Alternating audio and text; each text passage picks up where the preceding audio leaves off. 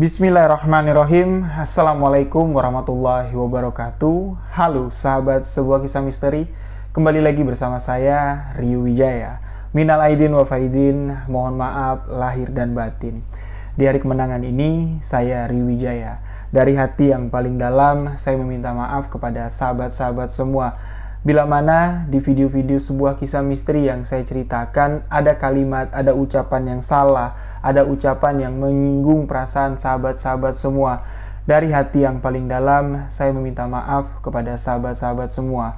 Semoga sahabat semua berkenan untuk memaafkan saya.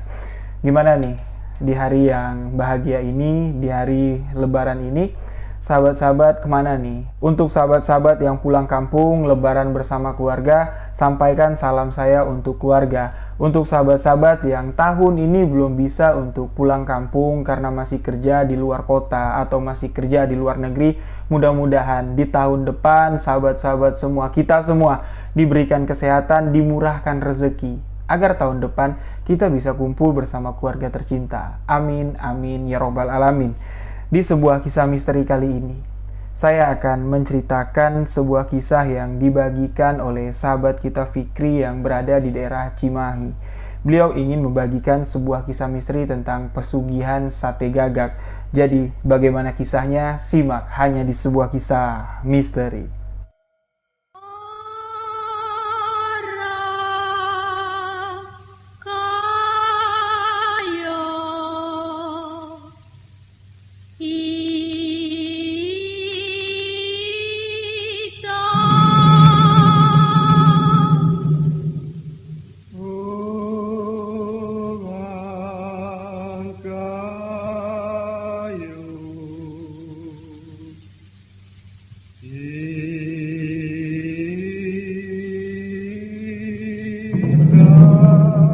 Kisah yang ingin dibagikan sahabat kita Fikri ini merupakan sebuah kisah misteri yang beliau dapat yang diceritakan oleh kakeknya.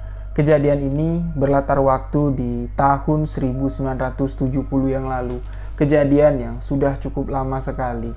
Nah, di tahun 1970 ini, kakeknya si Fikri ini pernah diajak temannya untuk melakukan ritual pesugihan sate gagak.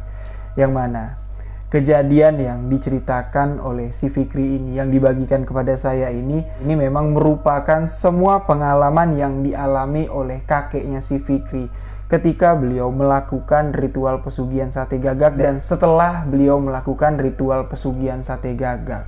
Jadi ceritanya begini. Di tahun 1970, kita sebut saja kakeknya si Fikri ini dengan sebutan Abah. Si Abah ini memiliki teman dekat lah. Jadi Abah ini punya teman kecil. Di sini kita sebut saja dengan nama Ujang. Abah dengan Ujang ini semasa mudanya itu kemana-mana berdua. Pokoknya CS kental lah, Fikri bilang. Jadi pada suatu ketika si Ujang ini naksir sama cewek. Cewek yang ditaksir sama si Ujang ini bukan main-main, melainkan anak saudagar yang ada di kampung mereka. Jadi si Abah menceritakan kepada si Fikri awalnya perkenalan Ujang dengan wanita yang disukainya ini sama sekali nggak ada hambatan.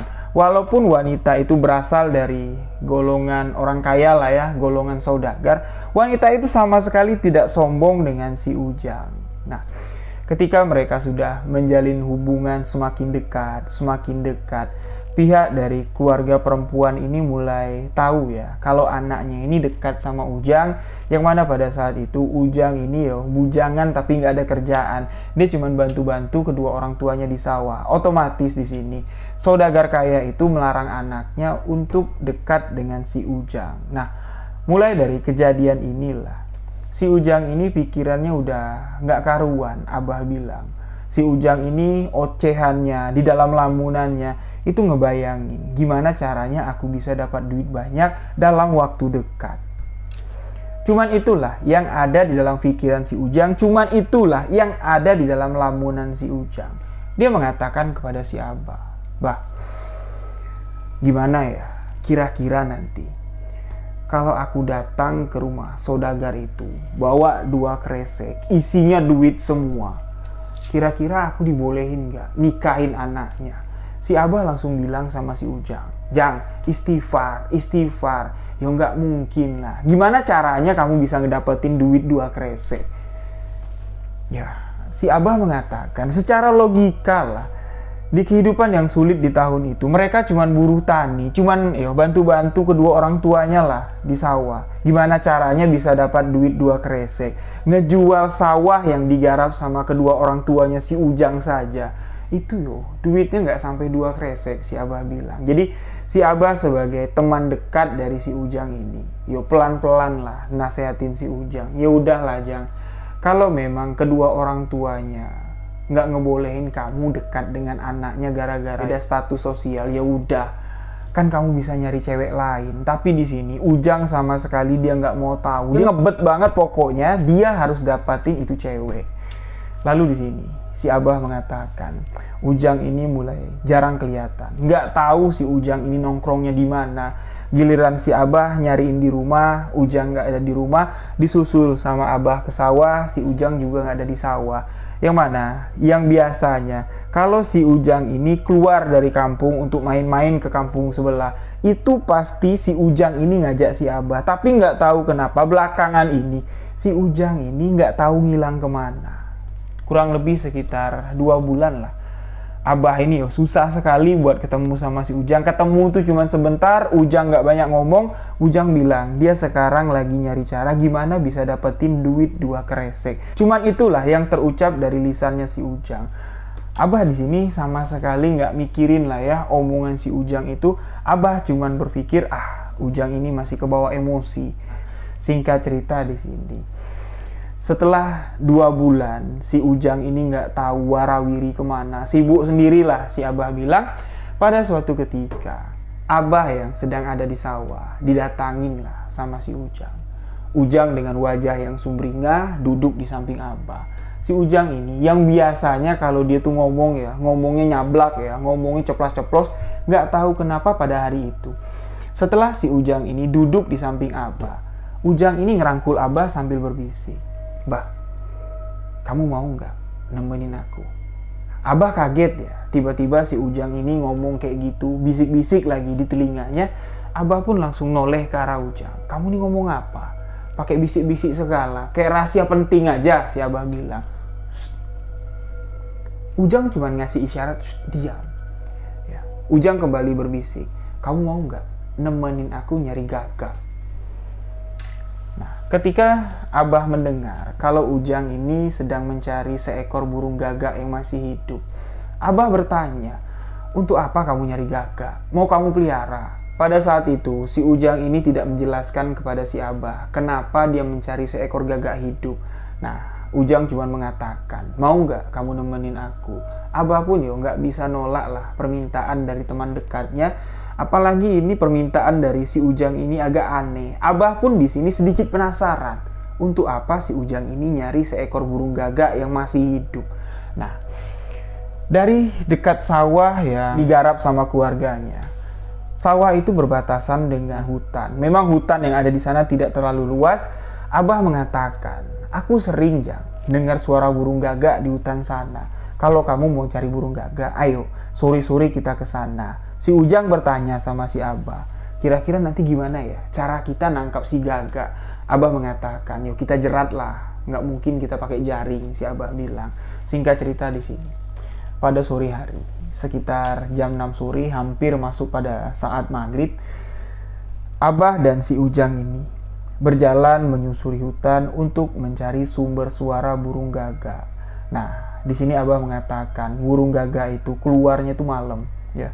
Jam 6 mau mendekati jam 7. Itu biasanya burung gagak ini baru keluar dari sarangnya. Ketika burung gagak keluar dari sarangnya, itu burung gagak ini mengeluarkan suara yang sangat khas sekali. Ya, suara burung gagak itu memang khas sekali dan suara burung gagak ini cukup menakutkan. Sebagian orang beranggapan ketika mendengar suara burung gagak ketika sore hari menjelang maghrib, itu bertanda lokasi di mana suara burung gagak itu berbunyi. Di situ ada penghuni gaibnya, atau si burung gagak ini melihat sosok gaib. Karena menurut beberapa pendapat lah, di sini saya katakan Burung gagak ini memang kental sekali dengan hal-hal mistis dan hal-hal gaib. Sebagian orang percaya dan sebagian orang berpendapat bahwa burung gagak ini merupakan peliharaan dari makhluk gaib. Jadi ketika burung gagak bersuara di tempat itu, berarti di sini si burung gagak ini sedang manggil majikannya. Nah, pada sore hari itu, ketika si Abah dengan Ujang baru masuk ke bibir hutan, Abah di sini sempat terdiam. Karena langkah kaki mereka memang disambut dengan suara burung gagak. Seketika si Abah menghentikan langkah kakinya, memberikan isyarat kepada si Ujang supaya Ujang juga berhenti. Setelah burung gagak itu lewat di hadapan si Abah dan si Ujang, Abah di sini kembali bertanya sama si Ujang, "Jak, kamu emang untuk apa sih nyari gagak? Gagak ini bukan burung peliharaan loh." Di sini Ujang cuma mengatakan kepada si Abah, "Kamu pokoknya bantu aku nangkap si burung gagak. Setelah burung gagak dapat nanti, baru aku ceritain burung gagak itu untuk apa." Ujang sama sekali tidak mengatakan pada saat itu burung gagak yang akan ditangkap sama si Abah ini ya merupakan salah satu syarat untuk melakukan ritual pesugihan. Ujang sama sekali tidak menceritakan kepada si Abah. Abah mengatakan kepada Fikri. Pada saat itu kalau Abah tahu, si Ujang ini akan melakukan ritual pesugihan dengan menggunakan burung gagak yang ditangkap sama si Abah. Sumpah mati Abah bilang, Abah nggak bakal mau nangkap burung gagak itu. Tapi pada saat itu, Ujang sama sekali tidak menceritakan. Pokoknya tangkap dulu burung gagaknya, nanti baru aku ceritain si burung gagak ini bakal diapain. Lalu di sini, Abah mulai ngikutin burung gagak yang terbang tadi. Yang mana biasanya, burung gagak ini terbangnya itu nggak jauh dari sarangnya. Setelah Abah ini tahu di mana sarang burung gagak tersebut, Abah pun lekas naik ke atas pohon. Ya, melihat kondisi sarang si burung gagak ini, sarangnya itu masih ada telurnya atau enggak.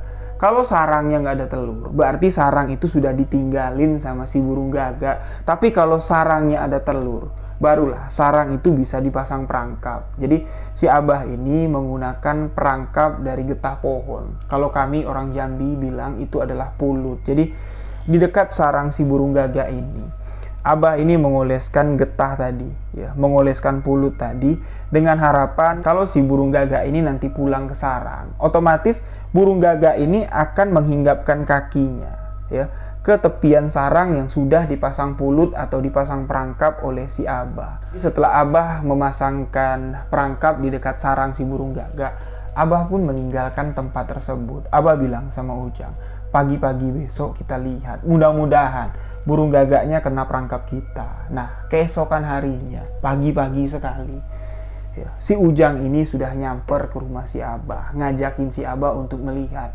perangkap dari si burung gagak tadi kena atau enggak. Jadi si Abah pun pergilah, ya, berdua sama Ujang masuk lagi ke dalam hutan di dekat sawahnya si Abah. Sesampainya di sana, ya, Ujang ini wajahnya sumringah sekali karena seekor burung gagak masuk ke perangkap yang telah mereka pasang. Si Abah naiklah ke atas pohon, ya, burung gagak itu diambil. Setelah burung gagak kamu dapat, kamu akan ngasih tahu saya burung gagak ini mau kamu apain. Tapi pada saat itu, pada pagi hari itu, Ujang lagi-lagi di sini ngeles. Ujang mengatakan kepada si Abah, "Ya nanti malam lah, kalau kamu mau tahu burung gagak ini mau aku apain, kamu ikut aku nanti malam." Ya, jadi setelah pertemuan pada pagi hari itu, si Ujang ini sudah mendapatkan yang dia inginkan, seekor burung gagak yang masih hidup. Mereka pun berpisah. Nah, Abah di sini setelah berpisah sama si Ujang, ya, dia kepikiran terus. Burung gagak untuk apalah sama si Ujang ini? Mau diapain sama si Ujang? Si Abah ini udah nggak sabar lagi nunggu untuk sampai malam hari. Pada saat malam hari, Abah langsung datang ke rumah si Ujang. Ujang udah siap dengan pakaian hitam. Burung gagak tadi sudah dimasukkan ke dalam sangkar. Ujang di sini mengajak Abah pergi ke suatu tempat. Yang mana? Tempat yang dituju si Ujang ini merupakan rumah seorang dukun. Rumah seorang kuncen pesugihan. Sesampainya di rumah kuncen pesugihan tersebut, di sini Abah nggak habis pikir. Bahkan di sini Abah mengatakan, dia merasa nggak percaya Kalau si Ujang ini sudah main-main dengan ilmu hitam, kalau Ujang ini sudah dekat dengan ilmu gaib, yang mana Ujang ini dikenal sama si Abah, beliau ini sama sekali tidak mengerti dan tidak mengetahui selak-beluk tentang ilmu gaib. Bahkan selama Ujang berteman dengan si Abah, nggak pernah sekalipun si Ujang ini ngajak Abah tuh ngobrol ngebahas tentang hal-hal mistis. Sama sekali nggak pernah. Jadi ketika Abah menginjakkan kakinya ke rumah kuncen pesugihan itu, Abah ini nggak habis pikir. Abah berulang kali bertanya sama si Ujang, "Jang, itu rumah siapa? Ngapain kita kesini?" Pertanyaan Abah dijawab santai sama si Ujang. "Kamu bilang kan mustahil kalau aku bisa ngedapatin duit 2 kresek. Nah, inilah satu-satunya jalan yang bisa mendapatkan duit 2 kresek tanpa harus bekerja keras." Sebelum masuk ke rumah kuncen pesugihan tersebut, di sini Ujang menjelaskan semua kepada si Abah. Kalau malam ini, Ujang akan melakukan sebuah ritual pesugihan sate gagak untuk memancing makhluk halus keluar, untuk memancing demit yang memegang uang pesugihan. Abah akan melakukan ritual pesugihan sate gagak pada malam itu. Abah di sini antara percaya dengan tidak, dengan ucapan yang baru keluar dari mulut temannya si Ujang ini. Abah di sini lagi-lagi bertanya sama si Ujang, "Jang, eling, istighfar. Kamu sadar nggak? Yang kamu lakukan ini salah." Lagi-lagi di sini, Ujang cuma mengatakan, inilah satu-satunya jalan yang bisa mendatangkan kekayaan tanpa harus bekerja keras. Pada malam itu sebenarnya Abah mau meninggalkan si Ujang, tapi nurani Abah ini nggak terlalu hati lah. Abah mau nggak mau ikut melangkahkan kakinya masuk ke dalam rumah kuncen pesugihan tersebut, dan Abah pun bertatapan langsung, bertatap mata dengan kuncen pesugihan yang mengajarkan Ujang untuk melakukan ritual pesugihan jual sate gagak. Ujang mengenalkan Abah kepada si juru kunci pesugihan. Beberapa pertanyaan ditanya sama si kuncen pesugihan. Pertanyaan pertama yang masih Abah ingat jelas,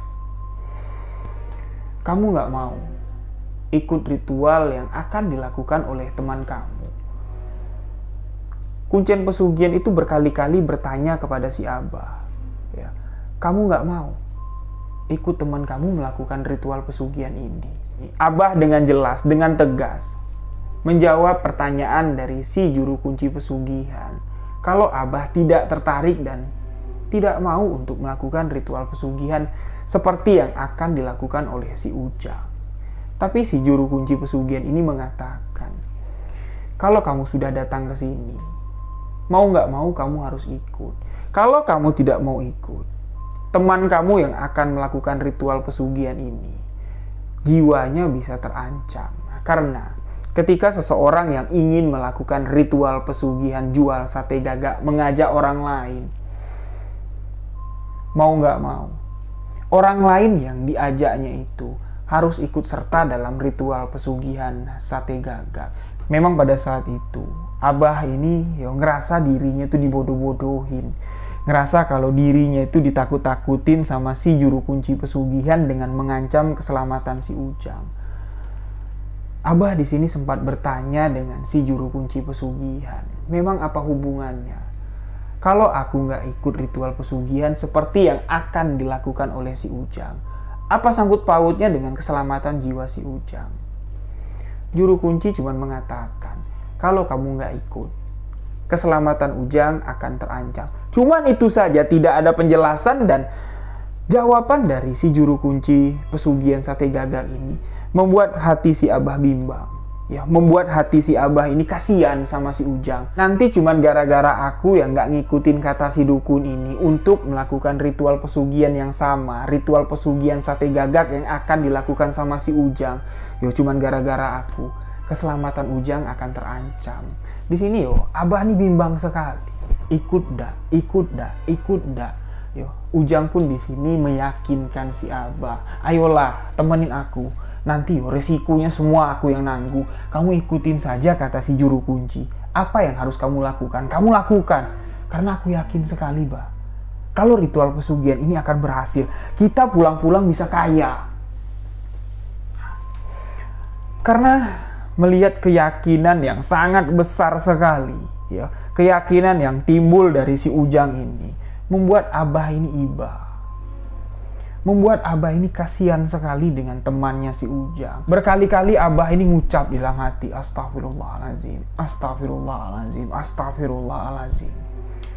Jujur pada saat itu, ya, Abah dalam posisi yang sangat sulit sekali. Pertama, dalam ancaman si juru kunci pesugihan dengan mengatakan kalau kamu nggak ikut, keselamatan teman kamu akan terancam. Yang kedua, Abah ini kasihan dengan si Ujang ini. Ujang ini sudah jelas-jelas tersesat, tapi kalau diingetin, Ujang ini sama sekali tidak mau mendengarkan. Lalu di sini Abah memutuskan untuk mengikuti ritual pesugihan yang akan dilakukan oleh si Ujang.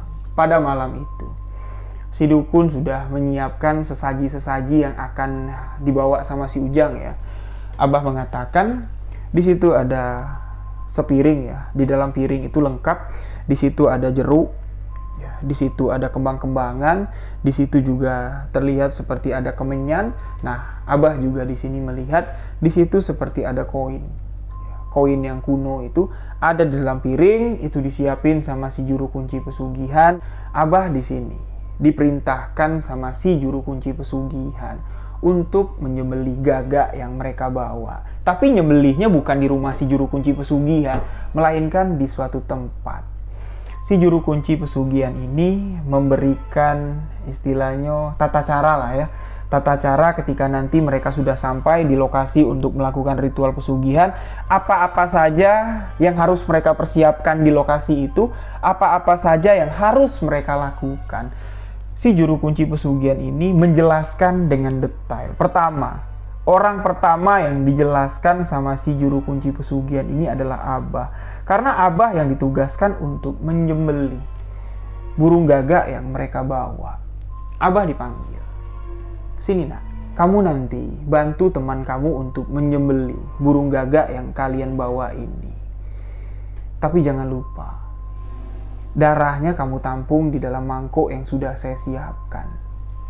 Setelah nanti burung gagak itu disembelih, burung gagak itu dibersihin, kamu potong kecil-kecil dagingnya, ya, kamu bikin sate lah."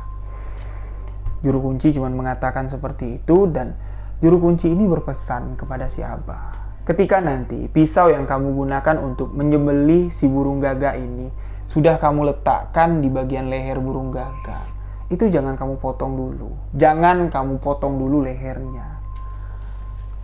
Biasanya, sebelum burung gagak itu dipotong, ini ada ciri-cirinya. Ciri-ciri dari makhluk gaib yang ada di tempat kalian untuk melakukan ritual pesugihan ini sudah kumpul. Yo. Makhluk-makhluk gaib itu marah. Burung gagak peliharaannya kalian potong, itu ada tanda-tandanya. Sebelum tanda-tanda itu datang, burung gagak ini jangan kalian potong dulu. Percuma. Ritual ini tidak akan berjalan. Nah, jadi si juru kunci ini memberikan tanda-tanda lah, ya, kalau burung itu sudah boleh dipotong atau tidak. Pertama gini tanda-tandanya. Lokasi yang akan kalian datangi ini adalah sebuah hutan yang sangat angker sekali, yang mana di dalam hutan itu tidak ada orang lain kecuali kalian berdua. Ketika nanti kamu ingin menyembelih burung gagak ini, kamu perhatikan di sekitar kamu. Kalau kamu sekelibat melihat seperti ada anak kecil, sekelibat seperti melihat ada wanita yang berjalan mendekati kamu, itu kamu abaikan saja. Sebelum wanita atau anak kecil itu menegur kamu, marah sama kamu, bertanya sama kamu, kenapa burung peliharaan kami kamu potong? Setelah makhluk gaib itu mengatakan hal seperti itu, barulah kamu sembelih burung gagak tersebut. Jangan lupa, darahnya kamu tampung di dalam mangkuk yang sudah saya sediakan. Abah di sini bertanya kepada si juru kunci, "Loh, makhluk gaib itu kan melarang saya, Bah, untuk menyembelih burung gagak ini. Kalau nanti burung gagak ini saya sembelih, makhluk-makhluk gaib itu marah sama saya. Ya gimana nanti?" Si juru kunci pesugihan ini mengatakan, makhluk gaib yang datang, makhluk gaib yang marah, burung gagaknya dipotong, itu makhluk gaib yang tidak bisa mengganggu kamu. Dia cuma bisa melihatkan wujudnya saja. Dia tidak akan ngapa-ngapain kamu, saya jamin. Karena setelah nanti burung gagak ini kamu potong, burung gagak ini kamu kulitin, burung gagak ini kamu tusuk dengan tusuk sate, sosok gaib yang paling kuat yang ada di hutan itu akan keluar. Apalagi nanti ketika sate gagak itu mulai dibakar, aroma darah yang kamu bakar bersamaan dengan sate itu mulai sumerbak. Sosok-sosok gaib yang ada di sekitaran kamu yang memperhatikan kamu dengan wajah marah karena burung gagak peliharaan mereka kamu potong seketika akan sirna karena mereka takut. Sosok gaib yang paling kuat di hutan itu akan keluar mendekati kalian karena dia tertarik dengan aroma sate gagak yang kalian masak. Nah, disitulah setelah sate gagak ini jadi, setelah sate gagak ini aromanya sudah menyebar di seluruh bagian hutan, kalian itu harus waspada. Kalian harus melihat jelas sosok-sosok gaib apa saja yang mendekati kalian, dan kalian jangan takut. Kalian harus berkomunikasi dengan sosok tersebut layaknya penjual dengan pembeli. Ketika sosok itu minta sate yang kalian bakar, kalian jangan sungkan-sungkan untuk memberikan harga. Ketika sosok itu sanggup membayar, uang akan kalian dapat. Itulah ritual pesugihan sate gagak yang akan kalian lakukan. Tapi yang akan melakukan jual sate gagak ini bukannya si Abah, melainkan si Ujang sendiri. Karena Abah cuma bertugas untuk menemani si Ujang pada malam itu, untuk menyembelih sate gagak, untuk mengipasi sate gagak yang mereka jual. Cuman sebatas itu sajalah tugas yang diberikan si juru kunci kepada si Abah. Selebihnya untuk transaksi akan dilakukan dengan si Ujang. Nah, jadi Ujang pun di sini diberi ujangan sama si juru kunci karena si juru kunci ini tidak ikut. Dia cuma mengantarkan mereka sampai ke titik tempat melakukan ritual pesugihan. Setelah mereka sampai, setelah mereka menyiapkan sesaji yang sudah mereka bawa, juru kunci ini pun akan kembali meninggalkan mereka berdua di dalam hutan tersebut. Abah mendengar ketika si juru kunci ini memberi wejangan kepada si Ujang. Juru kunci berpesan, "Nak, ketika nanti sudah banyak makhluk gaib, makhluk-makhluk halus yang mendekati kamu, tertarik dengan sate gagak yang kamu jual, kamu jangan lekas menjual sate gagak tersebut. Kamu harus pilih-pilih dulu. Kamu harus pilih-pilih dulu sosok gaib mana yang sekira-kiranya kamu feeling kalau sosok gaib itu punya uang, bisa ngasih kamu kekayaan, barulah kamu bertransaksi dengan sosok gaib tersebut. Kalau kamu tidak feeling, istilahnya ada sosok gaib yang ngedekatin kamu, walaupun air liurnya sudah bercucuran. Sosok itu seolah-olah menunjukkan ekspresi sangat lapar sekali lah melihat sate gagak yang tengah kamu masak. Kamu juga jangan takut. Sosok gaib yang ada di sekitaran kamu pada malam kamu melakukan ritual ini, sosok itu tidak akan menyakiti kamu. Dia kamu undang dengan ritual pesugihan sate gagak ini. Yang mereka mau cuman sate gagak yang kamu jual. Kamu jangan takut. Kamu jangan lari, kamu jangan panik. Dan juru kunci pesugihan ini kembali mewanti-wanti si Abah dengan si Ujang ini. Selama kalian melakukan ritual pesugihan sate gagak ini, jangan sekalipun kalian mengucapkan asma Allah. Baik itu kalian mengucapkan Allahu Akbar, Bismillahirrahmanirrahim, Astaghfirullahaladzim, apalagi kalian mengucapkan 2 kalimat syahadat. Ketika kalian mengucapkan asma Allah, ritual pesugihan ini otomatis akan batal. Waktu kalian akan terbuang sia-sia. Jadi, setelah si juru kunci ini selesai memberikan wejangan, juru kunci itu pun mengantarkan mereka berdua masuk ke dalam hutan. Hutan yang memang dikenal sangat angker sekali. Kurang lebih sekitar jam 11 malam, belum jam 12 malam, mereka sudah sampai di tengah-tengah hutan, yang mana menurut si juru kunci pesugihan sate gagak, disinilah tempat kalian akan melakukan ritual pesugihan jual sate gagak. Ingat, pesan-pesan saya yang saya sampaikan di rumah tadi. Juru kunci pesugihan ini pun meninggalkan mereka berdua. Setelah si juru kunci ini meninggalkan Abah dengan si Ujang, yang dilakukan si Abah langsung ngumpulin kayu, ngumpulin daun-daun kering. Si Abah ini mulai bikin api unggun kecil-kecilan, ya, untuk sebagai sarana penerangan mereka ada di sana. Karena memang di tengah hutan itu sangat gelap sekali. Ya, mereka cuman bermodalkan satu obor, yang mana ya satu obor ini nggak cukup lah ya, untuk menerangi sekitaran tempat mereka untuk melakukan ritual pesugihan. Abah di sini langsung mengambil inisiatif untuk bikin api unggun. Jadi Abah ngumpulin ranting-ranting, Abah ngumpulin daun-daun kering. Setelah api unggun ini hidup, ya, sekitaran tempat mereka melakukan ritual pesugihan sate gagak ini sudah mulai sedikit terang. Ujang pun di sini mulai nyusun, ya. Sesaji yang dia bawa disusun. Kemenyan pun sudah dibakar. Si Ujang pun langsung menyuruh si Abah untuk segera menyembelih burung gagak. Nah, di sini Abah mengingat pesan yang diberikan oleh si juru kunci pesugihan. Gimana nanti ada tanda-tandanya. Ketika burung gagak ini sudah boleh disembelih, jangan sampai tanda-tanda itu salah. Ketika salah, ya percuma. Burung gagak itu sudah disembelih, tapi ritual pesugihan ini tidak bisa dilanjutkan. Abah pun mulai bersiap, ya, memegang pisau yang sudah disiapkan. Ujang di sini memegang burung gagak tersebut, ya, burung gagak yang masih hidup. Abah pun menempelkan pisau yang sudah disiapkannya ini di bagian leher si burung gagak. Ketika pertama kali si Abah ini menempelkan pisau ke leher si burung gagak, Abah mengatakan tidak ada kejadian yang aneh yang dirasakan sama si Abah. Tapi kurang lebih sekitar 2 menit, masuk ke 3 menit, Abah sama Ujang ini mulai saling tatap-tatapan. Karena mereka sudah merasa di sekitar mereka ini sudah ramai. Mereka mendengar seperti ada langkah kaki mendekat. Yang namanya di dalam hutan, banyak daun-daun kering. Ketika ada yang melangkah, menginjak daun-daun kering tersebut, suaranya jelas sekali terdengar. Tapi ketika Abah memperhatikan di sekitar, dalam gelapnya malam pada saat itu, sama sekali Abah ini tidak melihat ada orang di sekitar mereka. Ujang di sini mulai ketakutan. Jelas Abah melihat, keringat mulai keluar dari jidatnya si Ujang. Tangan Ujang yang memegang burung gagak ini mulai gemetar. Abah di sini kembali memperhatikan di sekitar. Barulah Abah ini mulai bingung.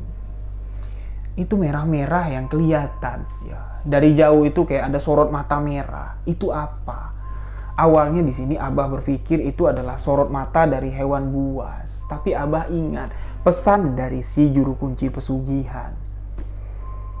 Kalau sosok gaib itu akan datang mendekati kamu, apa yang dikatakan oleh si juru kunci pesugihan ini memang benar. Sorot mata yang tadinya terlihat jauh, semakin lama semakin dekat.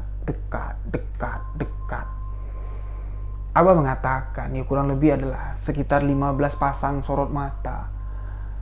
Setelah semua sorot mata itu mendekat, barulah wujud dari si pemilik sorot mata merah ini terlihat. Wajah mereka sangat mengerikan sekali.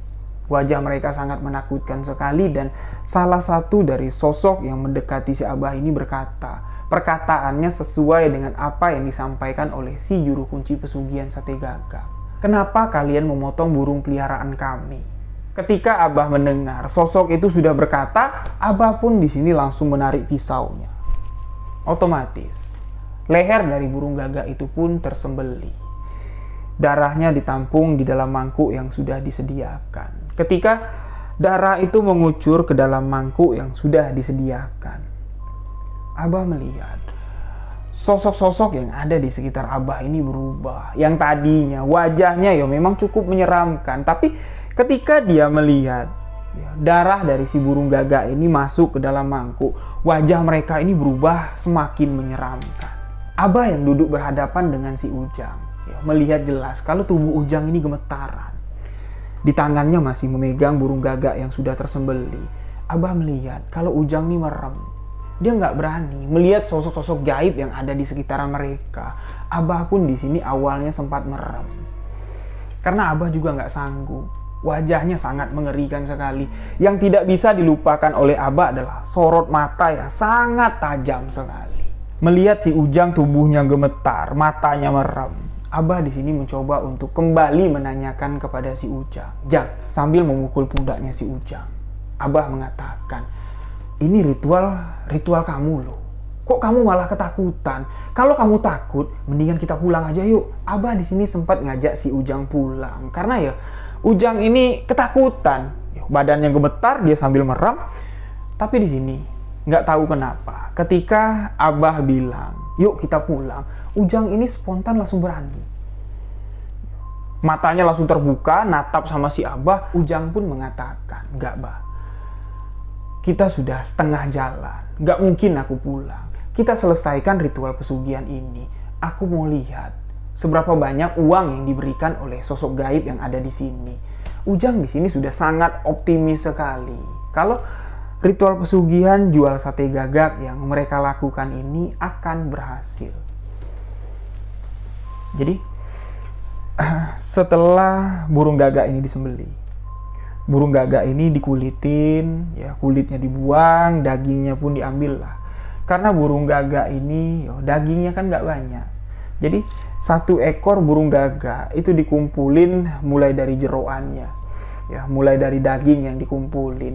Abah mengatakan dapatlah 4 tusuk sate, tapi satenya kecil-kecil. Nah, jadi dari 4 tusuk sate yang sudah disediakan ini, dagingnya sudah ditusuk rapi, ususnya sudah ditusuk rapi. Dengan bara api yang sudah menyala, bara api yang sudah disediakan, Ujang pun di sini mulai melakukan ritual pesugihan. Abah mendengar sebelum si Ujang ini mulai membakar sate gagak untuk dijual kepada makhluk gaib, Ujang sempat melafalkan beberapa mantra. Terdengar seperti mantra-mantra untuk memanggil makhluk gaib lah. Abah nggak ingat jelas kalimatnya seperti apa, tapi di sini di tulisan yang dikirimkan oleh sahabat kita Fikri, cucunya si Abah di sini mengatakan kalau ada sangkut pautnya seperti manggil setan iblis, demit-demit yang ada di sini kumpul.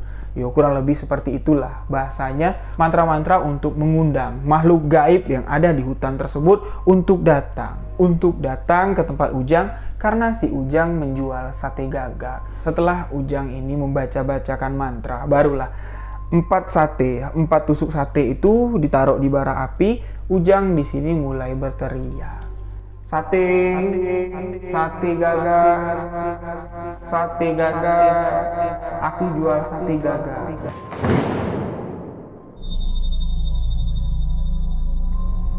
Terus, kalimat itu terus diulang sama si Ujang. Abah yang terus memperhatikan sekitar, yang tadinya suasana di tempat mereka melakukan ritual pesugihan sate gagak ini, udaranya sangat segar sekali.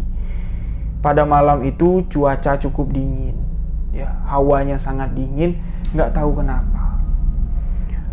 Semakin aroma sate gagak yang mereka bakar ini tercium sangat menggoda lah, istilahnya seperti itu. Suasana yang ada di sana seketika menjadi panas, seolah-olah pengap. Seperti mereka ini sedang dikerumuni oleh orang ramai.